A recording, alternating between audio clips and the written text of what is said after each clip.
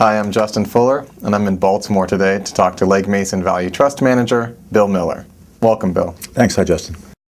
One thing about portfolio management is, we talk a lot about stock picks and stock picking, but stock picking is only part of the equation. The other part is right-sizing your positions in those stocks. How do you think about position sizing in the stocks in your portfolio? Well, what we do is what theory says you ought to do, but what I think many investment managers don't do, which is we try and construct portfolios based on risk-adjusted expected rates of return. And so we're really trying to optimize that. So as we look at individual companies, we assess risk at the company level, try and manage it at the portfolio level via the correlations between the various names.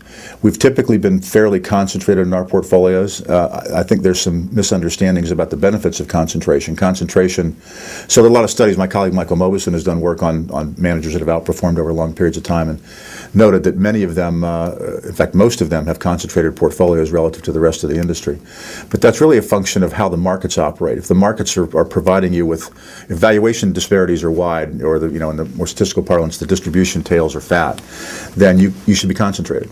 But if they're not, then concentration doesn't do much for you. It actually increases your risk because it leaves you're not getting diversification and optionality if valuation spreads are narrow. Do you take your biggest positions in your highest expected return stocks? A highest risk-adjusted expected rate of return over long periods of time. So what gets tricky in position sizing is when something does really well.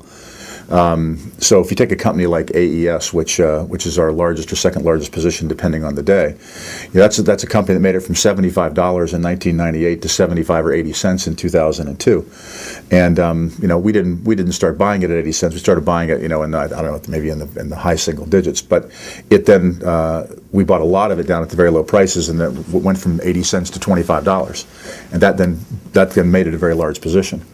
So that's the kind of thing where it's still got great long-term prospects, but that's the kind of thing we have to kind of balance that with the position size and how that volatility may affect you.